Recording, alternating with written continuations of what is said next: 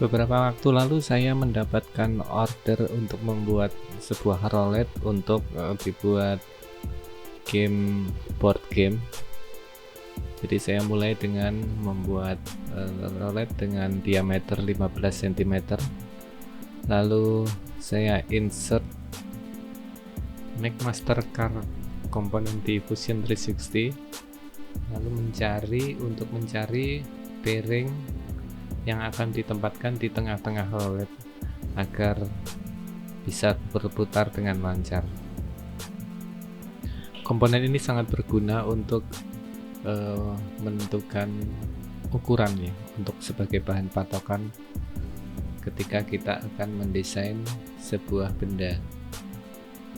Dalam hal ini saya memilih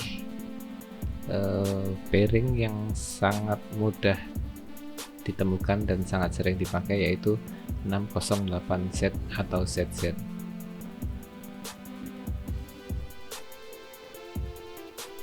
Komponen di McMaster Car ini adalah komponen komersial yang tingkat presisinya tinggi, jadi kita bisa jadikan patokan untuk mendesain, misalnya untuk menentukan toleransi, lalu besarnya lubang atau bagian-bagian dari komponen yang akan kita buat.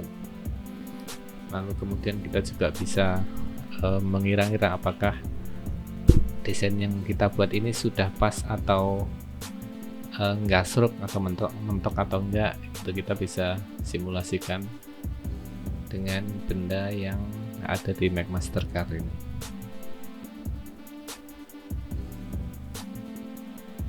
Toleransi itu adalah hal yang sangat penting, karena dengan nilai toleransi yang pas, kita bisa mendapatkan hasil sesuai yang kita inginkan.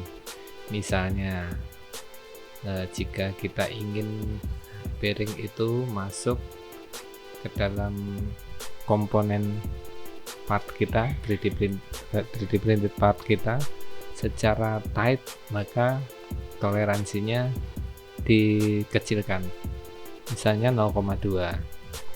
Tapi jika kita ingin longgar, maka bisa kita tambah toleransinya menjadi renggang, mungkin 0,4 atau 0,5, sesuai keinginan aja. Tapi jangan lupa, kalau terlalu besar toleransinya maka akan oblaknya. Komponen yang ada di McMaster Car ini sangat berguna banget buat kita mendesain, karena ya kita tidak usah mencari gambar referensi dari internet atau dari benda-benda atau mengukur, karena di McMaster ini sudah disediakan model dengan keakuratan yang 100% boleh dibilang, karena ini adalah desainnya ya. Selain bearing dalam hal ini, banyak yang lainnya, seperti misalnya kita mau mencari profil baut, misalnya mulai dari baut yang kecil sampai yang besar ada, atau misalnya bahkan komponen elektronik. Misalnya kalau kita mencari komponen elektronik, kadang-kadang ada, kita tinggal nyari vendornya,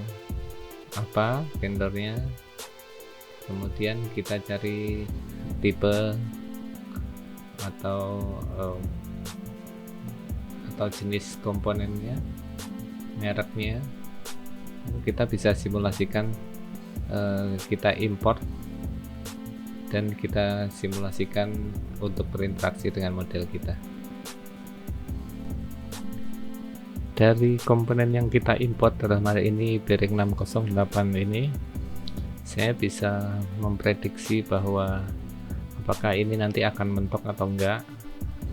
Kita juga bisa melihat apakah ini sudah pas atau akan nongol. Itu sudah bisa diprediksi secara akurat, sehingga kita bisa menentukan desain kira-kira secara estetik dan fungsi apakah sudah memenuhi. Benda ini nanti kita akan cetak menggunakan mesin 3D printer. Salah satu enaknya memakai 3D printer itu adalah ya, kita bisa mendesain barang yang akan ingin kita ciptakan, lalu kita bisa mewujudkan dengan mudah di mesin 3D printer secara akurat. Saya tidak membayangkan seandainya tidak ada mesin 3D printer, pasti untuk mewujudkan ini akan perlu proses yang panjang. Jadi boleh dibilang 3D printer itu adalah surganya para makers. Jadi kita bisa mendesain benda sesuai dengan imajinasi kita, kemudian kita bisa mewujudkannya dengan cara mencetak menggunakan mesin 3D printer. Ini kita lihat tampak samping, kita lihat apakah bisa bergerak bebas. Kita bisa mengira-ngira dari desain gambarnya saja.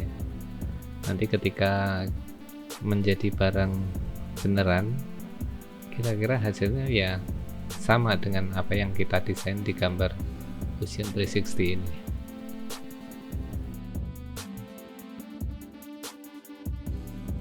Setelah desainnya selesai dan kita bisa lihat previewnya dan memastikan semua berjalan dengan baik, kita bisa ekspor modelnya ke format STL dengan cara ekspor mesh, lalu kita import dari software slicer.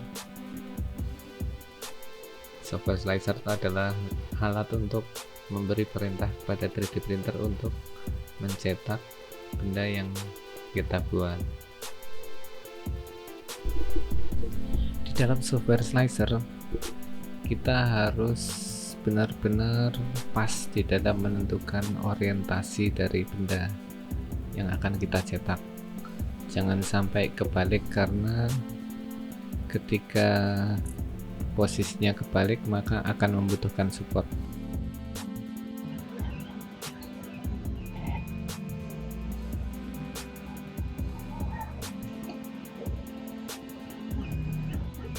Setelah selesai proses cetaknya, kita bisa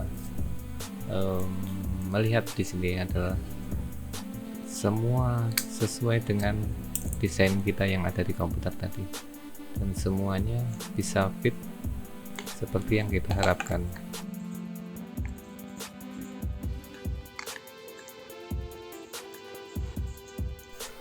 Lalu jadilah roulette. Terima kasih sudah menonton. Sampai jumpa di lain kesempatan.